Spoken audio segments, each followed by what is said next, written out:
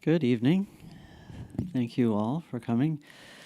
Welcome to the Lenfest Center for the Arts at Columbia University, School of the Arts. I'm Matthew Buckingham. I'm chair of the Visual Arts program and associate professor of visual art.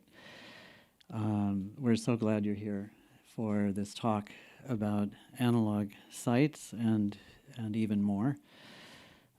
Tonight's event is part of the 2023-2024 season of public programs and engagement organized at the School of the Arts, and you can read about that and other upcoming events on the website. It's arts.columbia.edu. And some thank yous. Thanks so much, Sarah Cole, our interim dean at the School of the Arts, and who is Parr Professor of English and Comparative Literature, and to our co-presenters for this evening, Barnard and Columbia College Architecture Department, the Graduate School of Architecture, Planning and Preservation, the Saltzman Institute of War and Peace Studies, School of International and Public Affairs, and the School of the Arts Visual Arts Program. Tonight we will hear from Jorge Otero-Pailos about his new project, Analogue Sites, which will be installed along Park Avenue this spring. Has it already? It must already be in place. It's opening very soon, right? Yeah. Followed by a conversation between Jorge and myself, and then with all of you. Director and Professor of Historic Preservation at Columbia University's Graduate School of Architecture, Planning and Preservation, Jorge Otero-Pailos is an architect, artist, and theorist specializing in experimental forms of preservation. He is the founder and editor of the journal Future Anterior, co-editor of Experimental Preservation, author of Architecture's Historical Turn, as well as a contributor to scholarly journals and books, including the Oxford Encyclopedia of Aesthetics and Rem Koolhaas's Preservation is Overtaking Us. Jorge Otero-Pailos is a member of the Academy of Arts and Sciences of Puerto Rico and has received awards from major art, architecture, and preservation organizations, including the Cress Foundation, the Graham Foundation, the Fitch Foundation, the Canadian Centre for Architecture, UNESCO, and the American Institute of Architects. He studied architecture at Cornell University and earned a doctorate in architecture at MIT.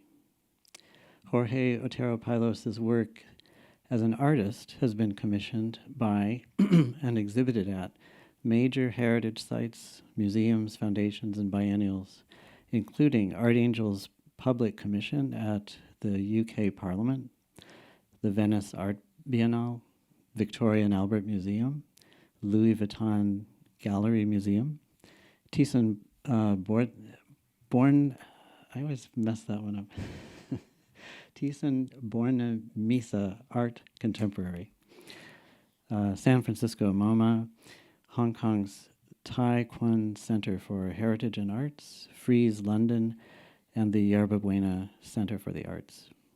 He is the recipient of a 2021-22 American Academy in Rome residency in the visual arts. And now, let's welcome Jorge.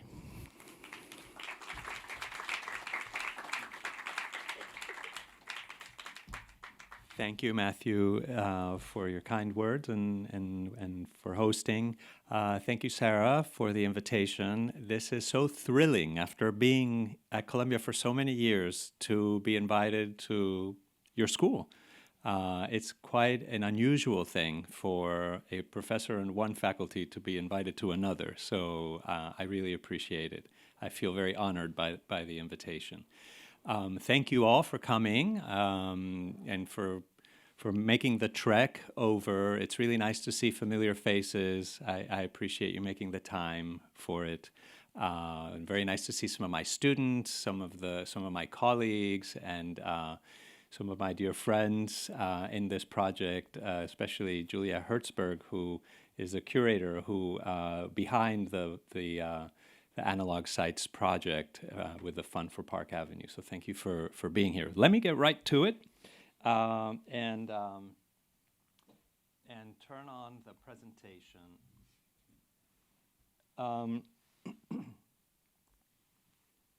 So I want to tell you about Analogue Sites, and I want to tell you a little bit about my process.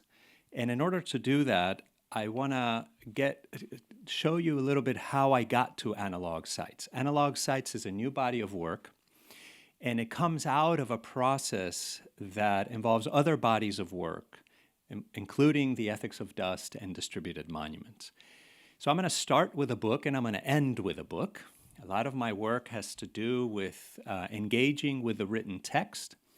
And the ethics of dust really began with an engagement with a big figure in the world of preservation, John Ruskin, who wrote this book, The Ethics of the Dust, as a way to teach his students about geology. And of course, stones come from dust, they become dust. But it was also wrapped up in a whole debate about the cleaning of buildings that he was an advocate against. He didn't want monuments to be cleaned. And so part of my work began as an engagement with his thinking. He is really one of the foundational thinkers for preservation and also one of the foundational thinkers for modern art. He wrote Modern Painters. He was one of those defenders of modern art during Romanticism. But I wanted to write a book without putting a single word on the page. So I thought about how do I write a book by actually removing words rather than adding words to the page. And so the result was The Ethics of Dust. It began as a book. And as you can see, I removed the letters so that the cover page says, an installation by JOP, no student of fine art, because I was never trained as an artist. It was my father that taught me how to be an artist, and his good old friend, Luis, who was a deaf painter. So I actually never talked about painting. My teachers would just show me how to do it. So I feel that really working with the material is very important. So I rewrote the book. By removing the words. And for me, this idea of removing words off of the page was very much related to this idea of removing the surface of buildings, which was this notion that Ruskin was involved in. And that little image that just moved is a cleaning sample, a cleaning test that we did on the Doge's Palace. This was one of Ruskin's favorite buildings in Venice, and it's a building that has been cleaned and over-cleaned, and if you can see the arch to the left of the wall, on the left-hand side, it is a lot wider than the wall that is on that image because it has been power washed. And in fact, this was the last wall in the Doge's Palace that had never been cleaned. And Ruskin was very involved in the debates around cleaning in Venice. He wrote the book, The Stones of Venice. And he took photographs, he drew, he made watercolors of the buildings in Venice, and he paid a lot of close attention to the surfaces of those buildings. And you can see the daguerreotype on the left, all of the dust that is on that building, and you can look at it on the right, how clean it is.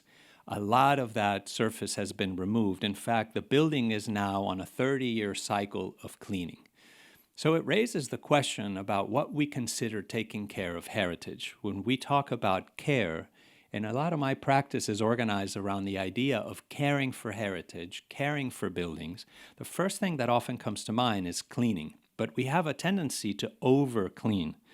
And so the ethics of dust really began as an idea of how do I remove that dust from the surfaces.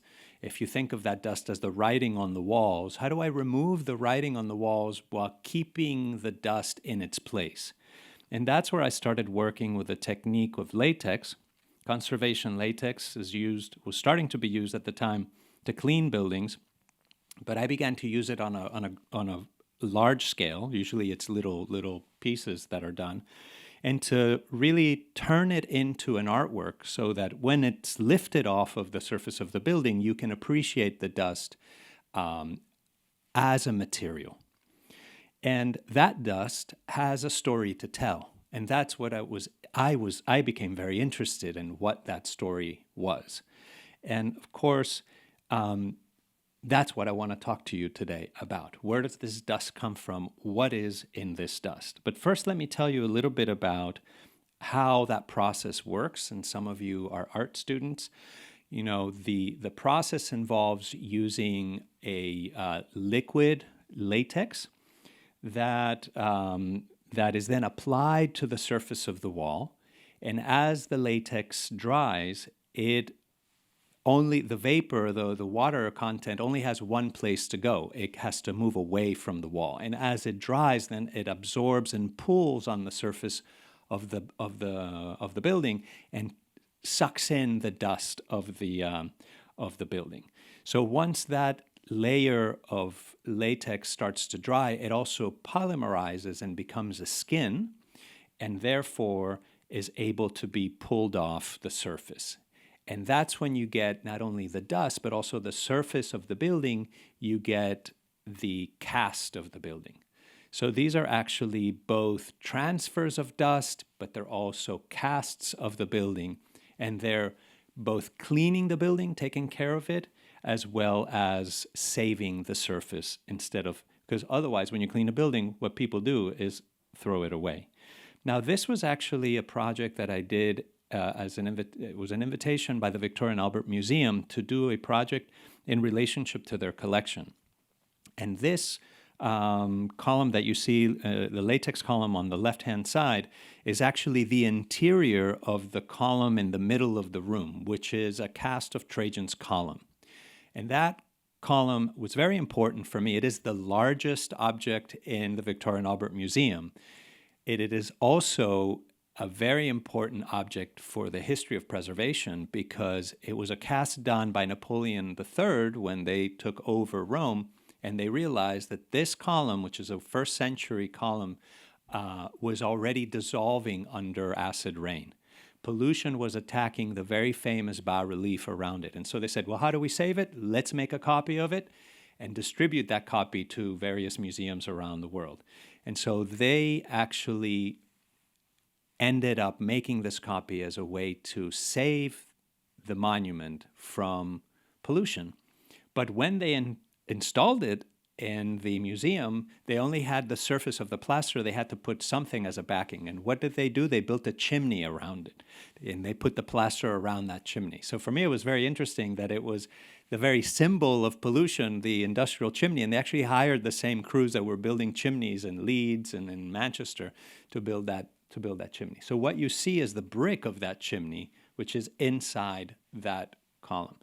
But for me, it was also very important to put that dust in relief inside that room, because that room was the poor man's tour of Europe. If you couldn't afford to travel Europe and go on the grand tour like the big aristocrats, you could go into that room and you had the highlights of European culture from all over Europe. And for me, it was very important to put pollution in that room because for me, pollution is part of our heritage. It's a monument. And so we couldn't have all those other monuments without making that pollution. But we are always washing it away and acting as if it's not there. So I wanted to put it in that room so that we could begin to consider it as a cultural artifact. How do we begin to engage with pollution as a cultural artifact? Now, when you're like me and you're looking for pollution and the relationship of pollution to building, you see it everywhere. And of course, this is Schermerhorn Hall, where some of us have our offices. And I love this inscription. It says, "Speak to the earth and it shall teach thee." And around it are these stains of pollution. And I think Ruskin would have said, "Observe the earth and it shall teach thee." So what are we observing over here? What are these stains? Where do they come from? I love this one. I hope is never cleaned. This is for me, this is actually the outside wall of the preservation studio. Well, our students go to class every day and think about preservation. So where does that smoke come from? Well, you don't have to look very far. Right next to Schermerhorn was the boiler and the power plant of Columbia University, now underneath the Uris Hall. It was originally called University Hall. So all the smoke that was coming out of this boiler was going into the building. Now, artists paid attention. They look at this pollution. They realize that this changes our conditions of existence. This is a new world. We started to do this at a mass scale in the 19th century. And so here's a painting. Georgia O'Keeffe, we know her for her flowers, but she had a whole series of paintings of smoke in New York City. And she paid a lot of really close attention to the way that smoke changed the color. She was very interested in color, you know that from her flowers, how that smoke changed our perception. And of course, New York wasn't the only city, Chicago as well. Where's the smoke coming from? It's coming from the boilers that are making this architecture livable. You can't live in Chicago in a building unless you're heating it up. So we talk about architecture as the assembly of all the materials on top of the lot line, but you cannot have a functioning architecture unless you heat it up. So in fact, that smoke is a condition of possibility for that architecture in the same way that the bricks are a condition of possibility for that architecture. So the smoke is also architecture. So that's part of the claim I want to make here tonight, that we need to consider this dust as architecture, as a small fragment of architecture. But that, of course, changes the whole game of architecture, because what do we do as architects and designers and artists if that's what architecture is? It doesn't sit still. This is Pittsburgh, where all the steel was made to make all the skyscrapers in New York City. And the sun didn't shine. There's records that the sun didn't shine in Pittsburgh for about 100 years. Look at the child on the lower right-hand side. Didn't get enough vitamin D and had their bones had problems getting, turning into vitamin C to make bones. So people had rickets, had all sorts of problems. That had consequences. That environment had consequences. And of course, Monet was looking at the effects, all the Impressionists, they were looking at the effects of dust in our perception of the world. They were not outside the smoke. They were not looking out into the smoke. They were in the smoke. That was the environment they lived in. Most of us don't know what that is. We only very recently had a very short couple days in which we were in the smoke in the way in which the 19th century was in the smoke, when we had those huge forest fires in Canada bringing in all that fly ash to New York City. So, of course, this brings us to the Palace of Westminster, to the Houses of Parliament and to Westminster Hall. And this is a view of it in 1952. The Great Smog was the moment that a correlation was made between health and smog, because they were actually tracking the amount of deaths at hospitals in London, and they could see a spike during the days when there was this great smog. Now, this is an incredible place because, of course, it has Big Ben, which we all know, but Big Ben is Gothic revival because it is attached to that arch on the right, which is the entrance to Westminster Hall. And whereas Big Ben is from 1830s, Westminster Hall is 1,000 years old. So it is the original Gothic building. And when you go inside of that building, there's a lot of history that we could get into as to why that is such an important building. It's the site of the first parliamentary execution of a tyrannical king, Charles I, so the first regicide, the beginning of what we call parliamentary democracy in that building. But we had an opportunity to work in this building as part of this public commission of Art Angel to do an artwork there and to collaborate with parliamentary estates in the preservation of the building. And when I walked into the building, this is what it looked like. It had these incredible stains from all of that pollution that over the years, because those doors were open, seeped into the building and stained the walls. And you can see here the wall during the lying in state of George VI. And of course, you can map that streak of water stain and this streak over here are the very same one. So it hadn't changed very much since since the 50s, and of course there was no record of that building ever having been cleaned. So we don't know how old that dust was, but we were confronted with it. And let me just show you the more recent lying in state of Queen Elizabeth II. Notice that the wall is now completely clean. So now these boxes over here, those are just plywood. They're for the journalists to put their cameras on. But you can see that it's a clean wall. And it is clean because we spent 6 years in that building carefully removing the dust from that wall and transferring it into a latex cast. And here is the ethics of dust in Westminster Hall as it was open to the public in 2016.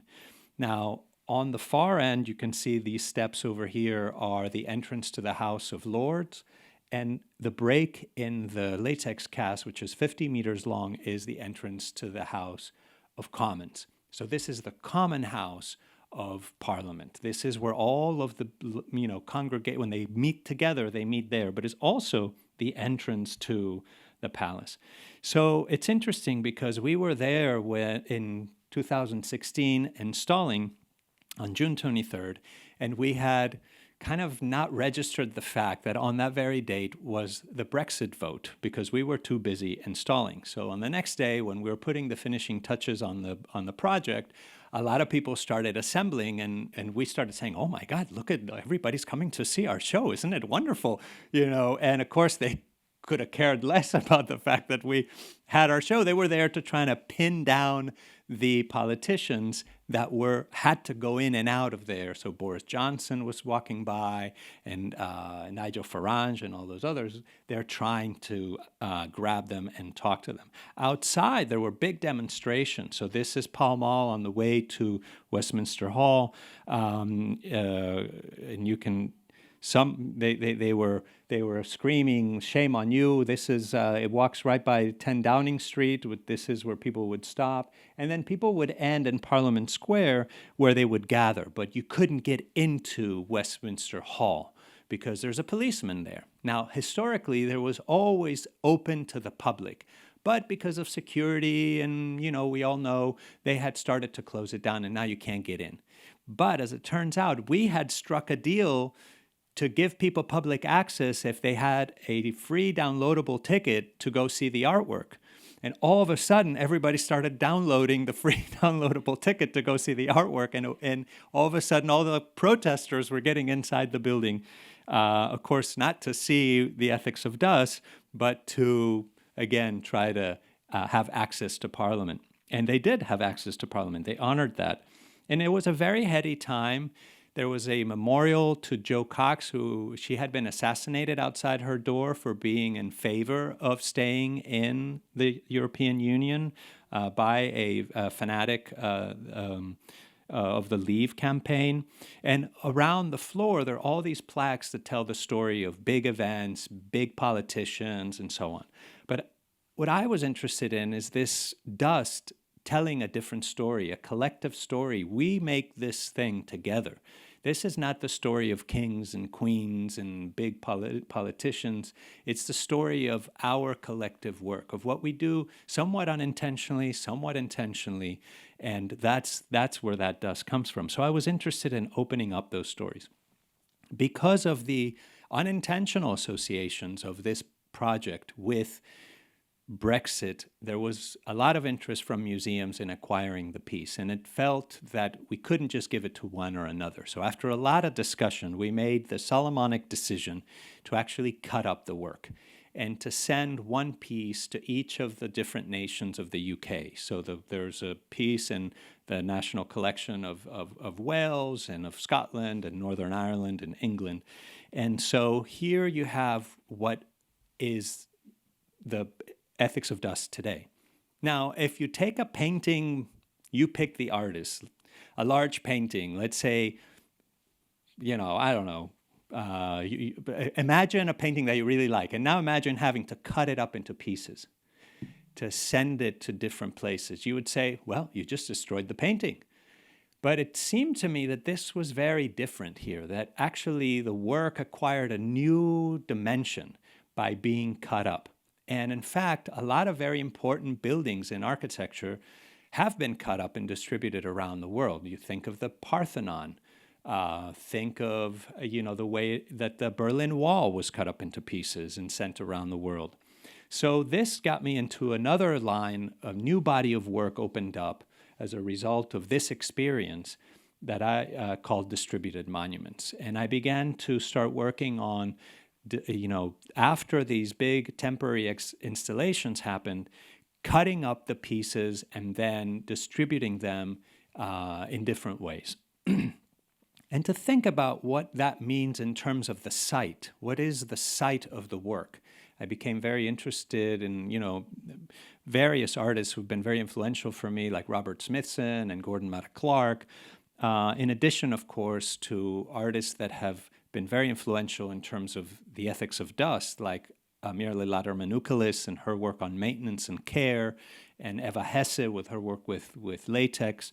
And I began this new body of work where I started to, for example, think of a building already in pieces. Like this is a cast of the American Academy in Rome, which is not just one large cast, but a bunch of little casts, then brought together. What does it mean to bring the pieces back together? Not just to distribute them, but then to recollect them together. What image of the world can come together when you collect pieces of dust from different locations, from different sites, into an analogous site?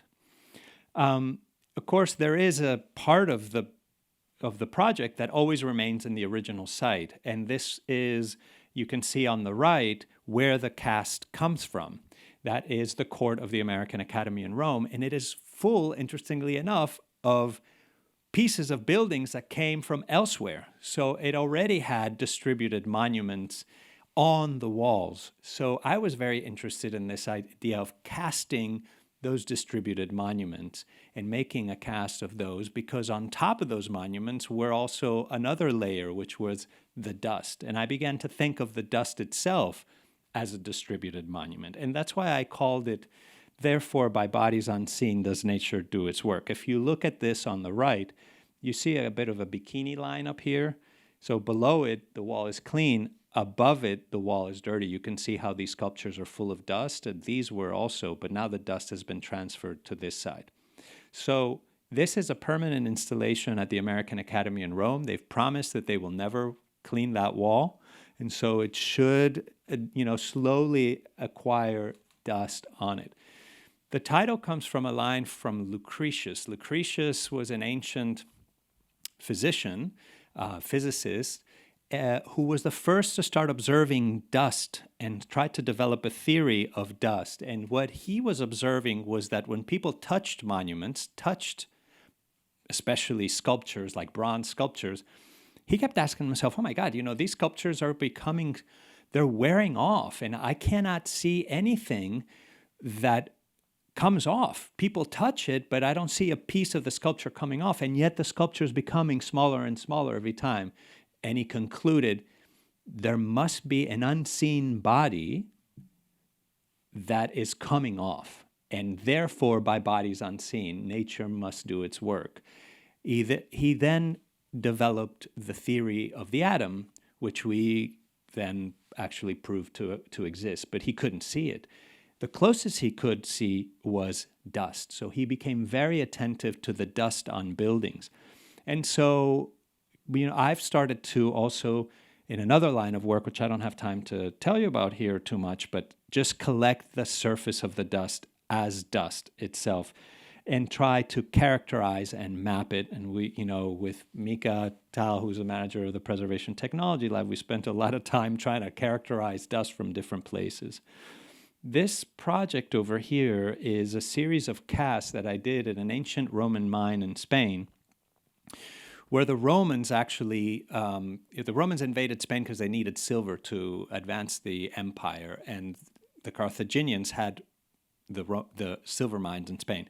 So those silver mines are still there. And in collecting that dust and beginning to characterize that dust and analyze that dust, we realized that that dust is also found in the North Pole. That there was a 1992 study of the dust in the cores of the North Pole, and that dust could be traced back to Spain because a flip side of making silver is lead, and lead has a very stable isotope that can be traced back to the mine. And so here we are in Spain casting this dust, and the dust is found in the North Pole, which means that the Romans already polluted the world's atmosphere. We are not the first. The beginning is not the 19th century. It is the Roman Empire. And in fact, what was interesting to me was that in order to understand this site in Spain, scientists had to go to another site. And what did they collect at that site? They collected a little piece of architecture that had floated up into the sky and flown to the North Pole and landed on that ice and stayed there. And it stayed there for 2,000 years. And so if the Romans, who at the height of their empire were 70 million people and lived to about 16 or 17 or 18 years old, that's the average. I'm not talking about the emperors who had very good health care. The average person lived 18 years old. And now we're 7 billion, 8 billion. The amount of dust that we're putting up into the air is by orders of magnitude. And if that dust is still there 2,000 years later, the dust that we're putting out into the air will be there 2,000 years from now. So that dust is as much of a monument as the Colosseum. And this building won't be here 2,000 years from now, but the dust that's coming off this building will. And so I think we need to start caring about this dust and thinking about this dust more carefully and to care about it more carefully and develop our thinking in that direction, which means that we have to think at different scales. And in fact, what's very interesting to me is that that very site in Spain is actually used by NASA as an analogous site for how to find dust in Mars. So because it's completely polluted and it is like a moonscape because of the Romans, it is now being used by NASA to try to test the robots that are going to be sent to Mars to collect dust from Mars. And so they're pulverizing samples. Why are they collecting dust? Because they want to know whether there's life on Mars, there was ever life on Mars, and they're looking for bacteria in that Mars surface. Now, there is a lot of different sites that NASA collaborates with in different places. These are called analogous sites. And those analogous sites are sites where we run experiments that we cannot run in the actual site. And another one of those sites is in Svalbard, a northern island off the coast of Norway that once belonged to Russia. And so I became very interested in this idea of the dust that is the move between different places. And what if that dust, instead of being minuscule, was this larger? What if it became a bigger piece of architecture? And that's where I began to shift my focus to this notion of analogous sites, of moving actual large fragments of architecture from one place to another. And so I took these sculptures that come from Norway, and I'm going to tell you all about them in a second, and brought them to New York. And so here are the sculptures that are on Park Avenue. They're Analogue Sites is the name of one, Biosignature Preservation, Byproduct Material. These are all names that were taken from a treaty about space cooperation signed between the United States and Norway, about how do we explore other planets together. And how do we explore it? We're going to use analog sites on Earth to try to do that. So let's take a closer look at this notion of analog sites that I've started to develop in contradistinction to other forms of artistic relationship to site, like site-specific or art that is site-directed in different ways, or gallery art or public art. This is something that I'm developing to try to think about how can art have a different sort of relationship to site. So let's take a closer look at these sculptures. They come from a fence. They are pieces of a fence that once surrounded the United States Embassy in Norway. This is a building that was designed by Eero Saarinen, an immigrant from Finland that came to the United States at age 13, and who was one of the greatest modernist architects. Now, if you notice on the left, there is no fence.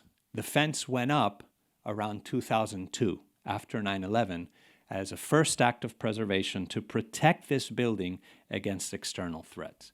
What is amazing about this embassy is that it forms part of a network of embassies that was built after World War II to engage with the world in the middle of the Cold War.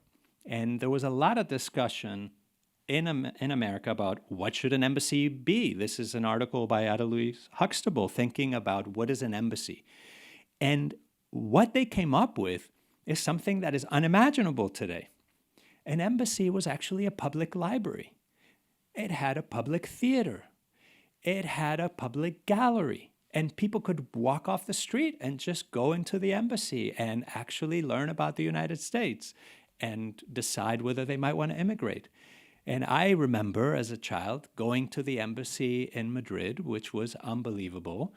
It was like being from the future in the middle of all these 19th century palaces and doing exactly that. So my personal story is in a way linked up with this because my path to becoming an immigrant to the United States was through an embassy. And in fact, I think of this network of embassies, these islands of the United States around the world, a bit like what Ellis Island was to 19th century immigration. But they're so out of sight that we are not paying attention to them. So my story with these embassies goes back to about a decade when I started a series of studios with Columbia students, and which I've co-taught with Mark Rakotansky, where we started looking at these embassies around the world and asking ourselves, what should be the future of this network of embassies? How should we be dealing with them? I was fortunate enough to be part of the team that then got the commission to preserve this building. And, in the last month's architectural record was the publication of the opening of the embassy after all these years of work. And I think this is a success story, not just because I worked on it, but because it's the one building that most of the original fabric of the building was preserved. So just to give you a sense of the timeline, it was built in 1959. Around 2002, the fence was raised. Now, in 2017, that's when the United States decided to sell the embassy. And at that point, it was bought by a private developer. And very quickly, the Norwegian authorities called it a monument. But they decided to exclude the fence. They said the fence is not significant, is not important, it is not part of what we consider a landmark, and so it had to be taken down. And that's when I stepped in and said, give me the fence. I will do something with the fence to try to save this fence. It's a really important part. So I put myself on the line to say, let me figure out a different way. Sorry, I'm going back here the wrong way, to save it. So that's how the fence became a series of sculptures, and that's how it's now on Park Avenue in front of various buildings, which I want to tell you a little bit more about. Why Park Avenue? Why the Seagram building? Why this site? Very intentional for me to pick this site because Park Avenue and this location, the Seagram building, was actually a site of experimental preservation. And that, by bringing a sculpture there, I wanted to test and unpack and open up this story that is very little known. When the building was completed in the late 50s, the first sculpture that was put up on the plaza was a 5th century Olmec head from Tenochtitlan by the Mexican government to try to raise awareness about the preservation of the heritage of Mexico.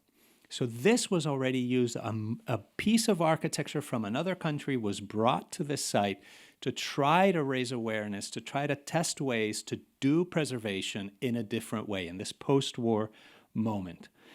By the way, the Seagram building very intentionally did not have a sculpture on the site. Mies van der Rohe had long discussions about this and decided not to have a permanent sculpture so that there could be temporary sculptures on it. This was happening right at the time as the U.S. Embassy in Mexico was opening up.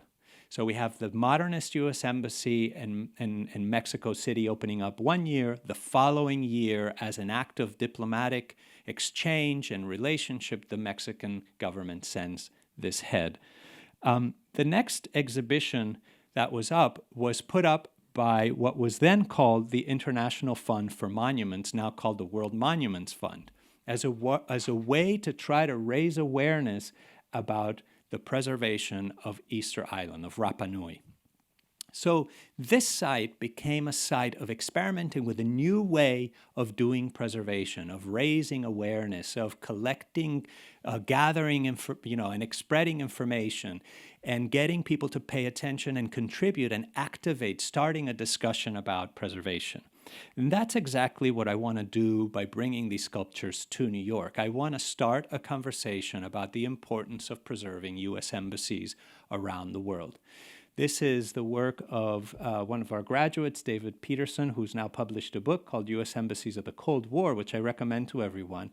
And he's done the research. All the ones that have a red square around them have been either sold or demolished or have been decommissioned. So we are losing the network effect. What could this network be if we were more imaginative? Can we spark the imagination of both the preservation world and of the diplomatic world, of the State Department? How can we think a little bit differently about this? So the other sculptures are in front of the Park Avenue Armory, and that is a very important site as well, because the Park Avenue Armory was built for hard power. It was a regiment. It was a military site. But it has been transformed and reimagined into a site of soft power, into a cultural institution, a place for art, for cultural exchange. Couldn't we think something similar for these embassies? Now, of course, an embassy is more than just the building. It is a series of documents that are exchanged in the building, and it's the same with architecture. Architecture is not building. Architects don't build. Architects draw, and they make documents. So I became very interested in the relationship between the building and the paper and the text and the writing and the drawing. So I want to tell you a little bit more about these drawings to tell you a little bit about why I think this fence is also quite important. So the fence is really, this is a drawing of the embassy that was drawn to prepare the fence. These are the drawings that came before the fence. And the fence is really the first means of preservation. A fence is a protection device. It's a way of making sure the building is protected, but it's also a way of letting things through. It's not a wall. It allows for certain exchange and communication. That is very important, I think, to keep in mind. And who designed this fence? David Brody Bond. Max Bond was the chair of the architecture program from 1968 to the mid-'80s, so he is a GSAPP Columbia person. So should we care as Columbia people about the work that our faculty does? I think so, even though it might not look like something that is beautiful. It certainly is important.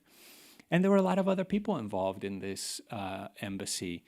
Of course, Saarinen, but also Florence Knoll, who designed all the furniture. And because she got the contract to do all these embassies, she was able to start her company in Europe and start the worldwide international Knoll company that we know.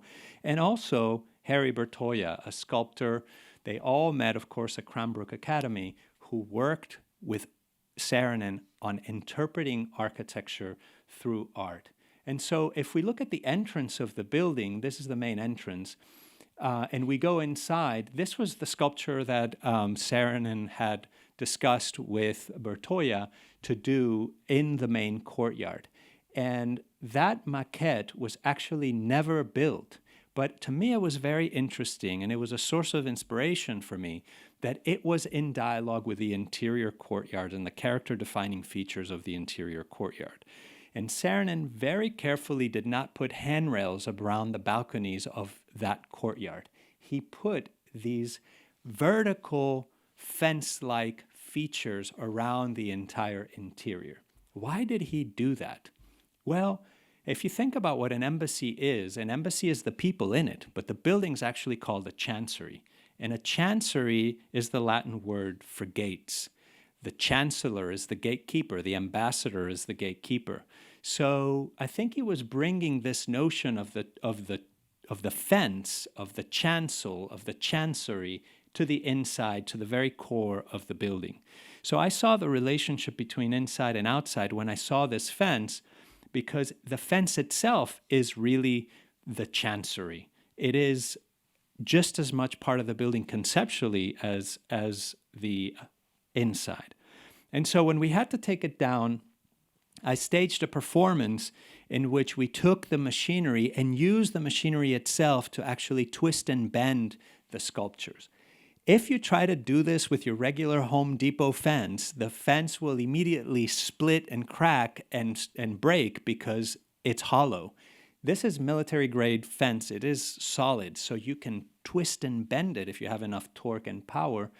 And that's why you're able to get the shapes that we got. So the process of tearing it down was also a process of giving expression to the materiality, of revealing the materiality of the fence and showing how what it's really made out of. It's not just, although it looks like just any old fence, it really isn't.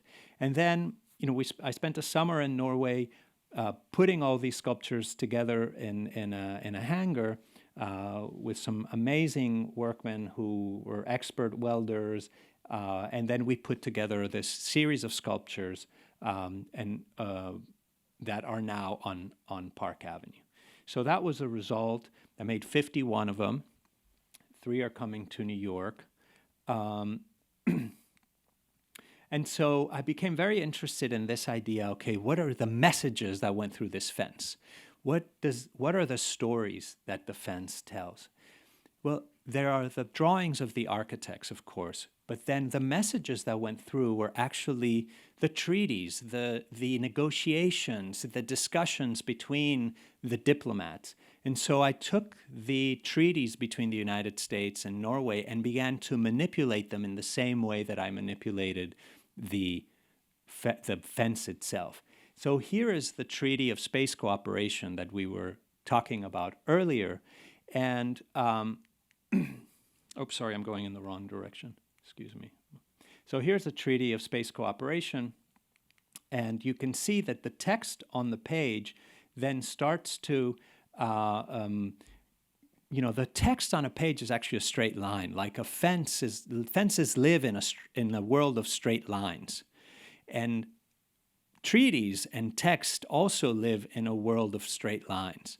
So the idea of bending a fence or bending a text, for me, was very much an idea about expressing the fact that a negotiation, a treaty, is never actually a straightforward affair. There's always a back and forth, a reaching forward, a reaching back, a kind of complexity to that dialogue that is what these fences, in a way, begin to help us understand. So the fence takes and literally lifts off the text off the page, but also the fence becomes part of the text.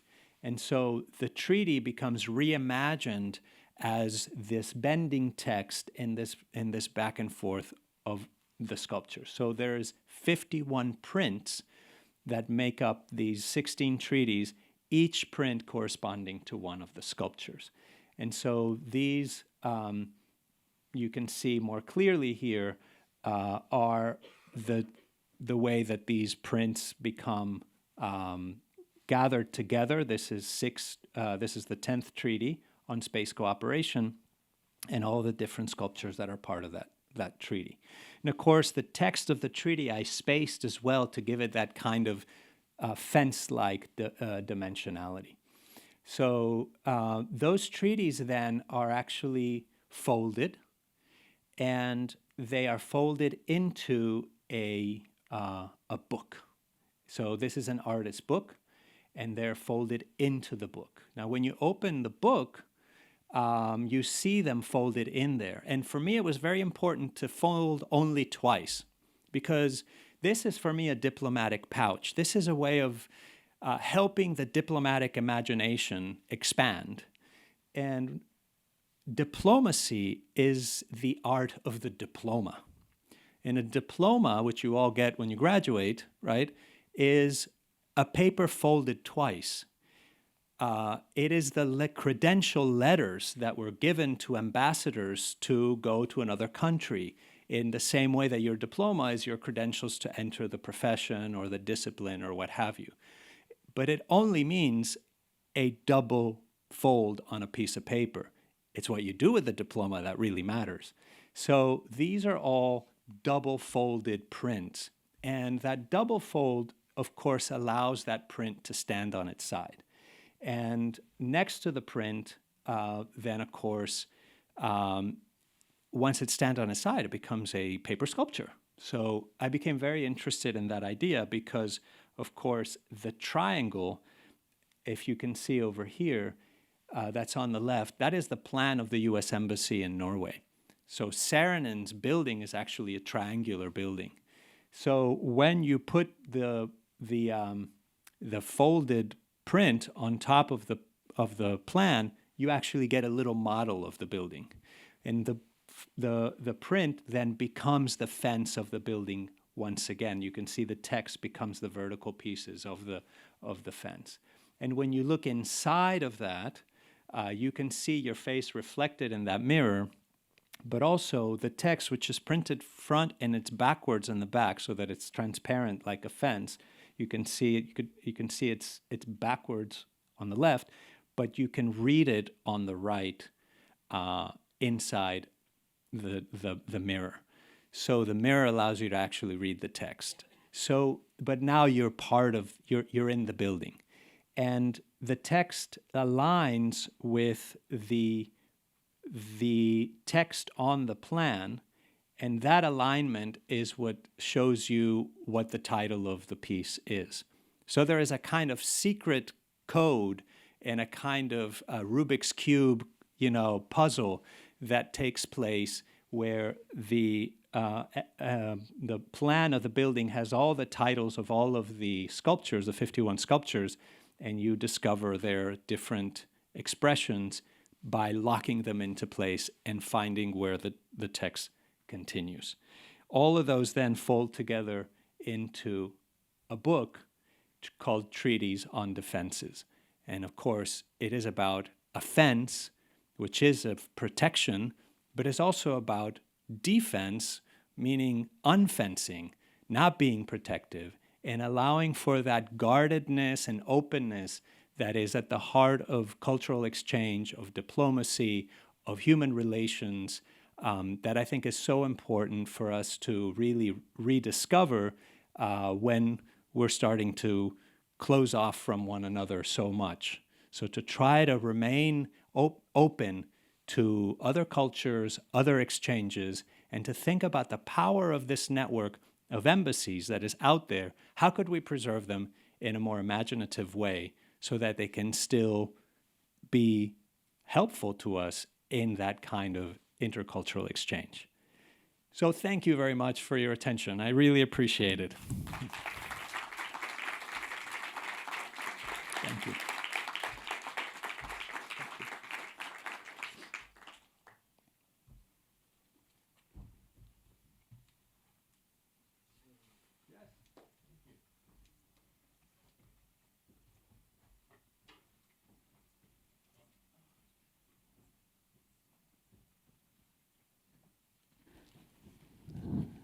Wow.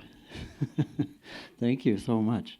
That was really like some kind of journey. I think also because we were traveling around through so many different spaces, thinking about so many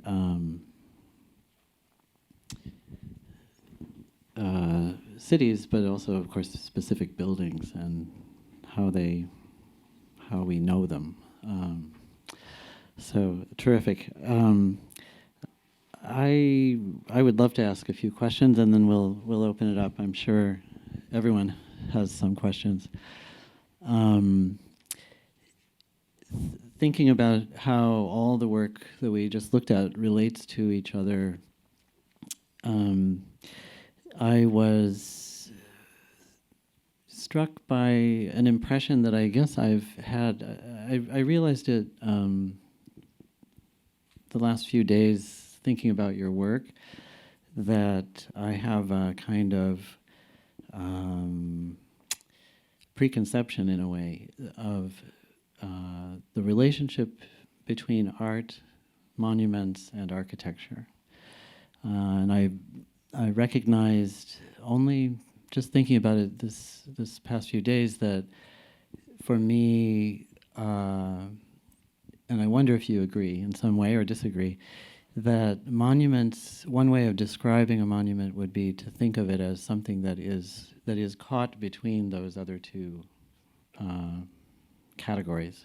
If we're thinking about how we name things, art, monument, and architecture, I suddenly thought of the monument, regardless of how we value it or its various meanings for a particular monument, that in some way or other it's always captured between those two categories. And I just want to ask you if you agree or disagree, or if, what you might think about that. I agree, and I think that I'll give you an example of how I was caught myself in that. When we did the piece at Westminster Hall that I showed you, we had to deal with a lot of committees. One of the committees is the head of the preservation of the building, and it was just called Parliamentary Estates. And the other is the head of the art collection. So we had to get the approval of both of those committees. And they said, is your work architecture or is your work art? And of course, it is architecture once it's on the wall, but the minute that you remove it off the wall, it becomes art. This was very hard to explain, that there was this kind of transformation of the work itself in the act of spatial movement. And as it turns out, those two people who had been there for decades did not like each other, because every time that the director of the art department had to hang a painting, they had to put a hole on the wall and put a nail.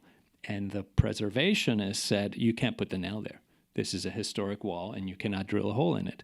And so they had constantly fights over the relationship between art and architecture at the site of the monument. Somehow, miraculously, we were able to get them in a room, and they either got tired or decided to, and they allowed us to proceed. But I think that is an example of how very a tangible example of that, of what I think you're talking about more conceptually. Yeah.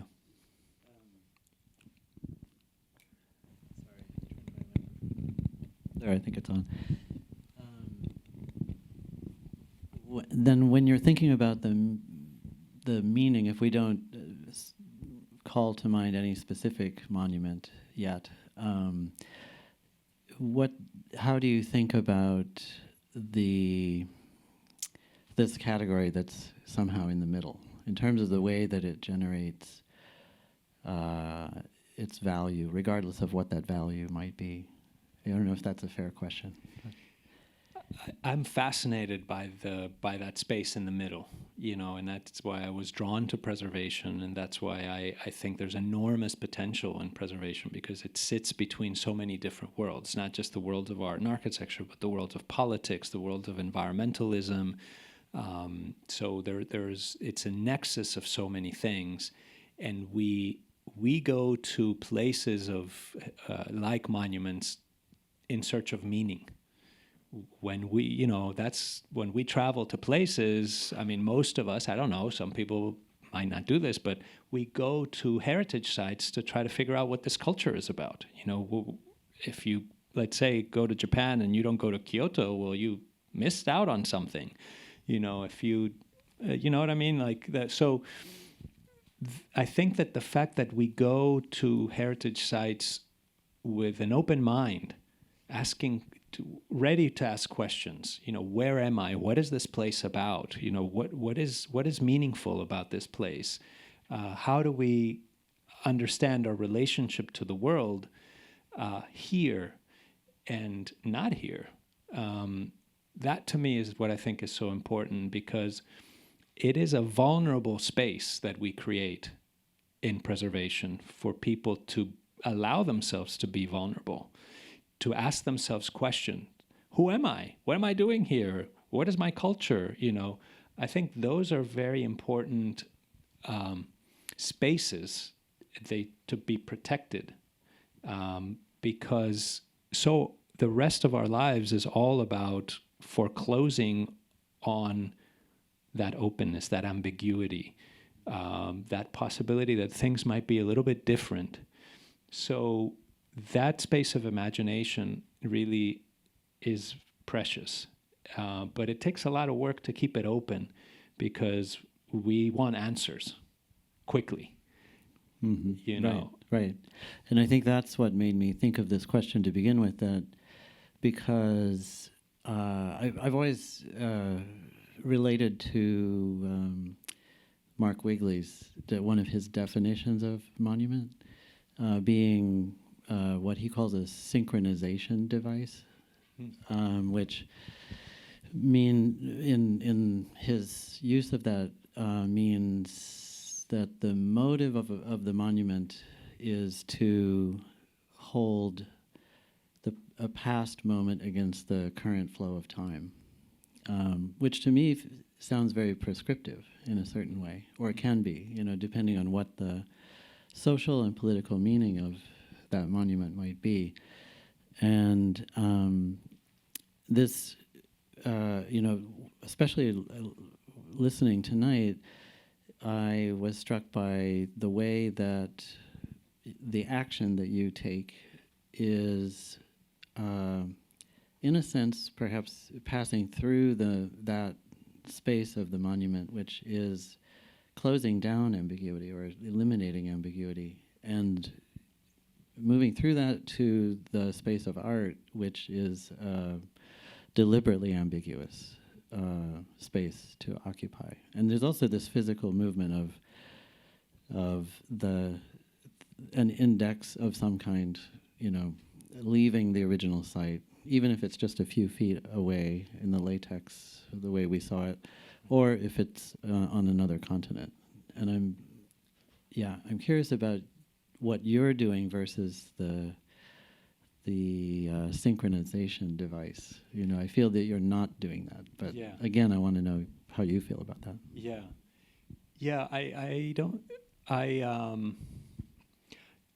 I am very interested in the idea of play rather than synchronization. That we and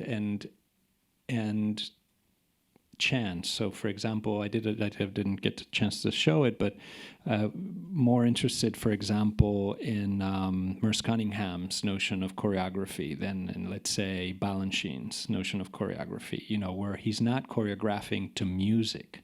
He's not trying to synchronize the movement of bodies to the score of a music. But there is sound, there is music, but the musician composed it on his own or her own, and the choreographer did it on their own. And then they put it together and see what happens. And some of those things are unexpected. It could be a disaster, too.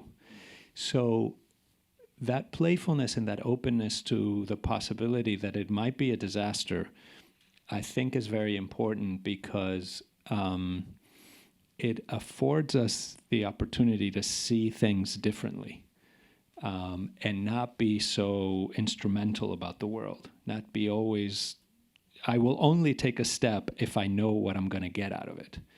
I think that there's a lot to be gained by playing and by making mistakes and not knowing where you're going.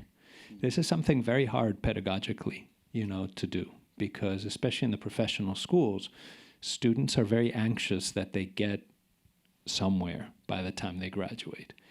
And they often miss the possibility of discovering anything, and so instead of getting educated, they get trained.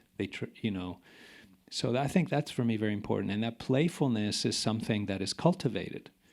And there are methods and techniques for doing that, but it really requires your ability to stand with the discomfort of making a mistake, of doing something that you didn't know anything about, and throwing yourself into a situation where you have no clue. And also following your intuitions without necessarily being able to explain them. I just decided to save the fence. I had no idea what I was doing. I was like, I got to figure out a way to do this. We got to do this. And I found the way, but it was what it was. It could have been done differently. It could have been, but it opened up something for me that is generative. That play, I think, is very important. And it is something that really...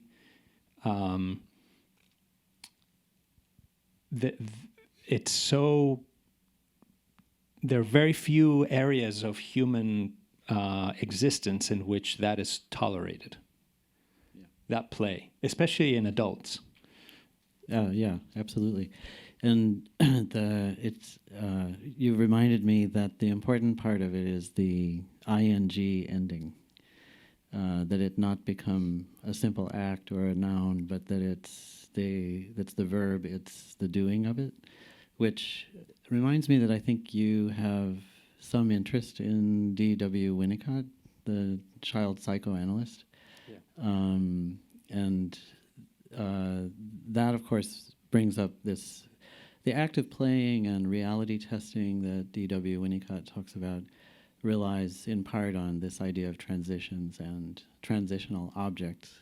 And I'm just curious if you want to say anything about that. Yeah, thank you for bringing Winnicott up. For me, Winnicott was a revelation. I had been reading Freud, and Freud talked to old people about their childhood. Winnicott talked to children and about their childhood. And he realized that children couldn't talk about their childhood. They didn't have the verbal skills, but they had the capacity to role play, and they used toys. And so he started introducing toys into his sessions with children and playing with them. And so I think that ability to bring yourself to where that other person is super important. To learn from other people. The idea of learning from a child is a humbling experience, but it's just as humbling as, my colleague here, Erica Avrami, works with communities and learns from them and has methodologies of social science to do that. It's a very important thing to learn from other people. There's different ways of doing it. Winnicott did it with objects, and I think that's what was really important for me, because preservation, art, architecture, we work through objects. Objects are in the mix in our relations, in our social relations. And so narrative, role play are very important. So for me, Winnicott was very crucial as in articulating for the importance of that relationship, and also that mental space that is opened up through the object. That it's the object is not just physical. There is a, I think we've all, if you remember as a child when you were playing with a doll, you were in another dimension. You were in that doll world. You were not outside the doll world playing with the doll. You were the doll. You were, you know what I mean? Like you were in that world. And that's a mental space. Anybody looking at that from the outside is like, no, you're not in that doll world. You're outside. You're playing with a doll. You have to be in it. You have to be in the play. And that's, I think, what Winnicott shows us. We are constantly in different sorts of plays.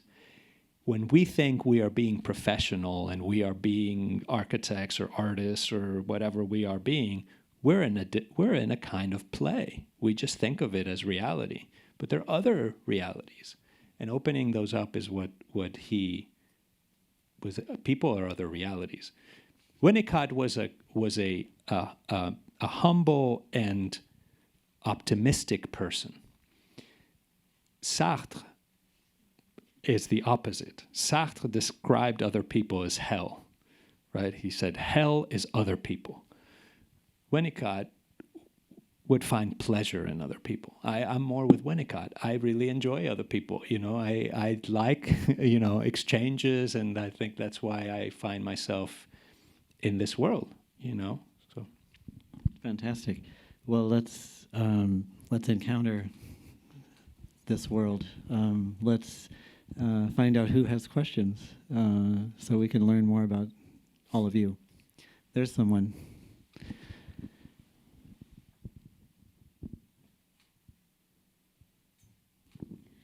So, Jorge, you said that you made a total of 51 pieces, and you're only displaying 3 here in New York. I'm wondering, is there a specific plan for the other 48? Are you displaying them elsewhere, as some interpretation of, Analogue Sites, bringing them to a vast variety of locations? So what's the plan with those? So one of them is going to go outside the embassy itself, where the fence used to be. That leaves another 50. There will be there. Some of them are traveling. Some of them have been sold to collectors. Some of them are going to be exhibited at the National Museum of American Diplomacy in D.C. this summer, as with the book. They are nomads right now. They will be. They're traveling to different places. And but I want to be very intentional about those places, where they go. And because where they go, if I'm in control of where they go, as much as I can be in control of where they go, then I want them to be the beginning of rethinking the notion of the relationship between art and sight, which is something that hasn't really, we have site-specific art, we have gallery art, we have, but thinking, that thinking is always the site doesn't change. You bring the art to it and the gallery doesn't change, or the site doesn't change, the art can be in dialogue. But I'm interested in the idea that when you bring something to a situation, it actually changes the situation, and can begin to unpack and unearth different histories of that place. And I think that's something that as preservationists we know, that if the building is there or not there, if you bring a piece of heritage back, you rebuild, the social spatial reality changes. I'm very interested in that. So that's where I want these sculptures to start to open that up and to theorize this notion of analog site. That's what I'm using now. Something I found on a page, of a treaty. This notion of analog site, but I think it's very productive and very strange. But that's so. The short answer is the plan is unfolding.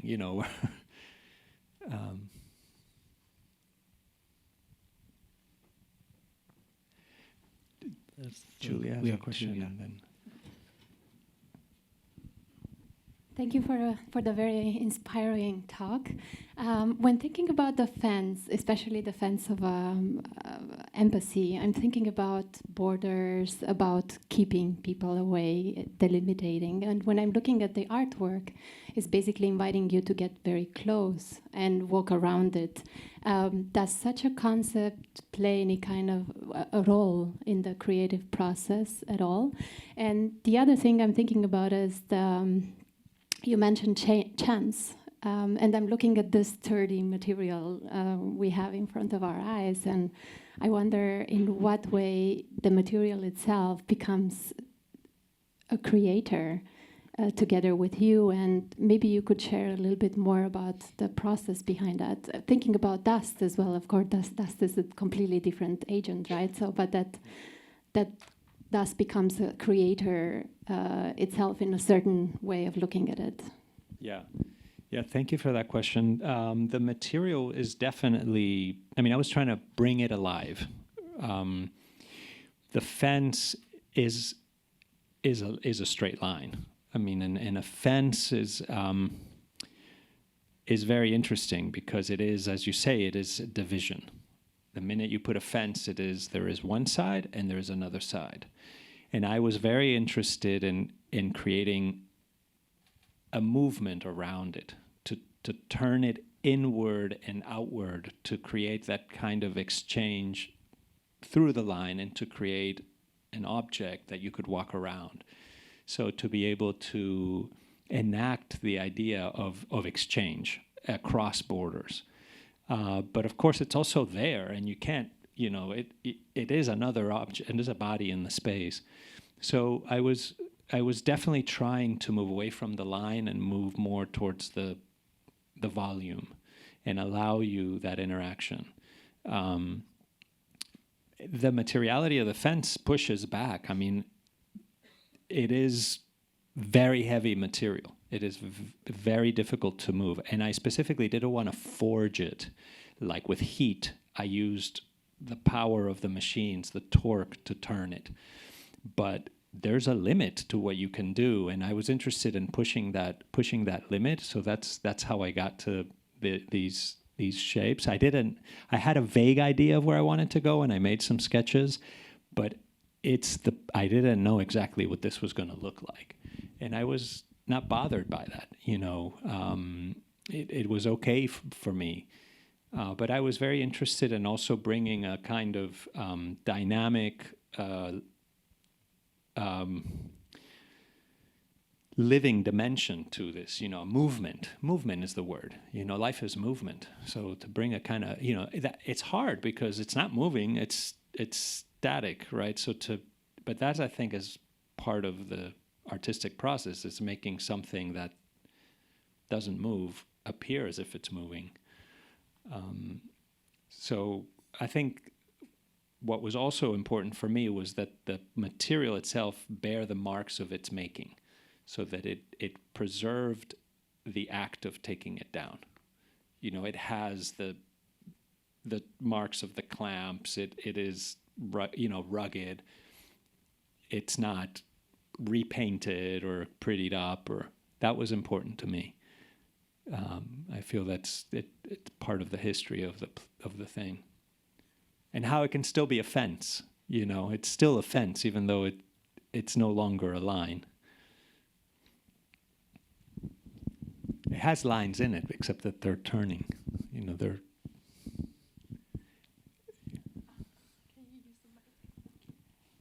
Well, having worked with you for almost 2 years on this, my understanding was that you had 31, not 51. Sculptures. Where did I get the 31 from? Were they all the big ones, or not necessarily either? No, I don't know. Okay, so it was like, and so just to say, they're not all as large as the 3 that are on Park now. Yes. They're different sizes. Movement, and the way these were, created. You use the word wrought. That metal is also mangled. And then the mangling, it seems to me, I feel that you got the movement. Is that just the result of the natural process of how they came to be the way they are through that machinery, et cetera, and moving that machinery in the ways that So they were moved? Yeah, so thank you for that, Julia. So once I had all the pieces, twisted and turned, I then took these big Caterpillar machines, these tractors. There's a reason why I use tractors. There's always a reason. A tractor and a treaty have the same root. The tract treaty. It comes from the word treaty comes from tractatus, the Latin tractatus, which is to drag something out into the public, but it is also to drag a plow over the land. So the tractor, and that was then taken by the French to mean to discuss a subject in the public. So a traité, and it's also un trait in French is to draw a line. So this, for me, I was like, what tool am I going to use to make these sculptures? And that's where I started to think about the tractor as the tool, because it had in its origins the same, let's say, origin as the treaty. But that came with all its own problems, because how do you use a tractor to make sculpture? And most sculptors use clay, and then they bring it to the forgery, and then they make, I don't know.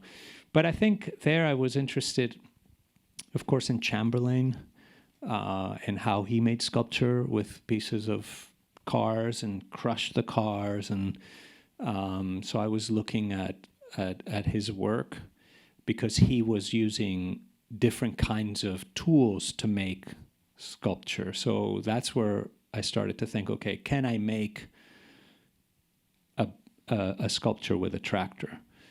And so then I collaborated I had this incredible, it's unbelievable, these worlds. There are these competitions of these tractor drivers who their competition consists in taking a 30-ton tractor, with a claw the size of these 2 couches, and opening a can of beer with it from the, so they compete to see who can open the can of beer. They have their capacity to have the control of that tractor is incredible. So I was able to just sit and talk to the tractor driver and say, please, can you make it do this and twist this way? And they were able to. So it was really a collaboration with these incredible, I would call them craftsmen, really, except they never thought of themselves as craftsmen. They're like, I move highway material around. That's what they do, It was a lot of fun, and they enjoyed it too. We had a great. I can imagine, and from what you've just discussed, they were in the moment. Absolutely. And in their moment, they were crafts/art people. Yes, there was a moment when we first tried to bring down the fence outside the U.S. Embassy. We brought a first tractor, and we tried to take down the fence, and the tractor broke because it was too small. All of the oil that is required for the pneumatic movement and so on exploded, because the fence was so heavy and so strong that it couldn't do it. So we were like in that movie Shark, where they say we're going to need a bigger boat. We had to call for a larger tractor, and we had to postpone to the next day till we could get the bigger tractor there to remove the fence, because it is a military grade fence. Thank you. Yeah. Hi, Jorge. I grabbed the mic. Off this conversation of process and collaboration and materiality, I wonder if you could speak a little bit about how the diploma and booklet making process and what differed, I guess, in between material, what your approaches were to that process of collaboration, and if you have similar insights of what your approach to creating that in relation to the mangling of the metal. Yeah, the treaties, the paper, the diplomas, were different because they didn't require such a big team, you know. So it was really in the studio.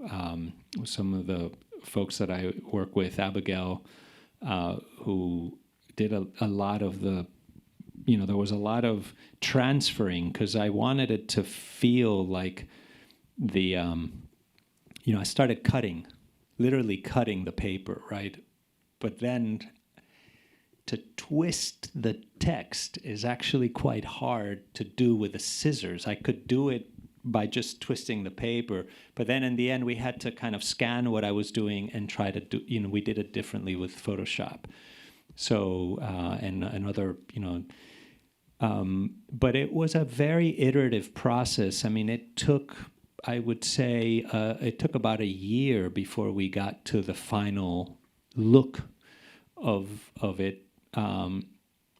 Simple decisions, like, for example, spacing out the text to make room for it to look like the fence, so that, you know, 2 lines of text, space, 2 lines of text, right? That already, it's easy, like, let's try this.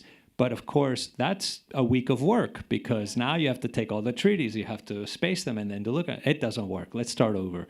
So, but for me, it's very important that the text and the image, and I think that, you know, those of you that have, you know, taken classes with me, I always insist on that in your papers, that you think about the text and the image in relationship to one another. They should be doing the same thing, or relational things.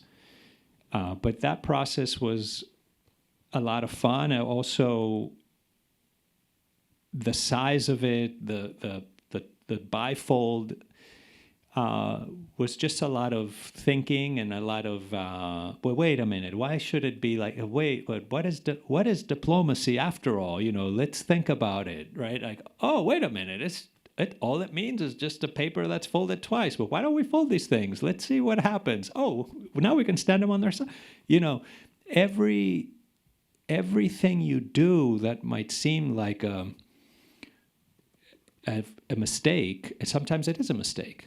But then you just try something else. So, I mean, I didn't show you the many other iterations of this that didn't work. But for me, it's always like, if I'm not smiling, then I'm not going to go that route. You know, it has to put a smile on my face and then everybody that's working on it, because otherwise it's not worth doing, you know. So it has to be fun. You know, it has to have that playful dimension. And that was a lot of fun to make that book. And then also, like, what color is the book? Well, it has to look like a diplomatic pouch, you know, so it should be navy blue, and, you know, and then the color of the text should be like the color of the sculpture. So every decision was a lot of fun. So, for example, we don't have color on the treaties, right? Because we looked at all the treaties that diplomats are weird, right? Like, they don't use images in their treaties. They only have black and white. They live in a world of black and white. So we're like, well, we have to live in that world with them, because that's their world. It's the world of treaties is black and white text. So that's where, you know, we can't allow ourselves. We wanted to put color, but we would have been.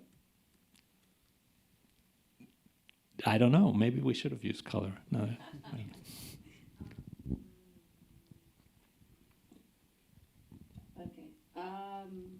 Okay, so I realize it's getting late, so Yeah. I just have one question around.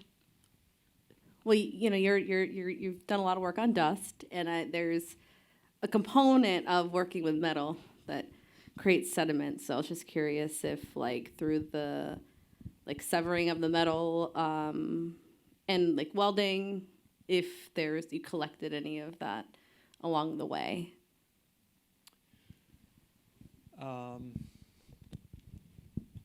No. I did not I missed that. I should have done that. I didn't collect any of the dust that was coming off of the pieces. I was so I was like in a different world, so I didn't collect any of the dust, but Erica. Wait for the mic, because otherwise they won't. The people online won't be able to hear you. It's just the quick. What about the sound of it? The sound. Because we watched these fabulous images, right, of them doing that work, but it was silent because you were speaking to us. Yeah. But especially as everyone has mentioned, and come back to this idea of the mangling and the motion and the movement. Were those videos, was there sound associated with the mangling of the fence? Yeah. I'm resisting this word mangling because it or the movement of the fence. It suggests a kind of a destruction, maybe wielding, or I don't know what the right word is, or transforming, since this is the transformation series. The sound was deafening. I mean, it was very loud, and we did this performance on the street, which failed the first day. So we were very happy that, because we did the performance, like, we'll just do a performance, and whoever shows up, shows up. It doesn't matter. We're not going to announce it. Whoever's on the street will get to see it, and we'll film it, and that's it. And then, of course, we busted the tractor. So we were very happy that there was no one there. And then we had to do it the next day. But once we got the big tractor, that thing, and of course, I was also asking him to take it down in a way that was not your usual way. I was like, twist it and throw it on the ground, and so it was making a lot of noise. But we didn't really think of this. I didn't record the sound. It was filmed. This is actually, we filmed it in 35 millimeter film, Panavision. So we had it was amazing. The film director is a Oscar nominated director of photography. To my surprise, so they'd only film and then the sound was separate. But to my surprise, after they did all the filming, they transferred it all to digital to make the editing, and they threw away all the film. So when I said, "Where's the film? Let's use the film," they're like, "Oh, we throw it away after we transfer it to digital." What? What? So yeah. Crazy. Yeah. So the sound, I don't Absolutely know where it is. Insane. Wow. Yeah, as a filmmaker, you No, that hurts. And I think we have to wrap up, unfortunately. But thank you so much. What a great evening. Thanks for sharing all of that work. Thank you very much.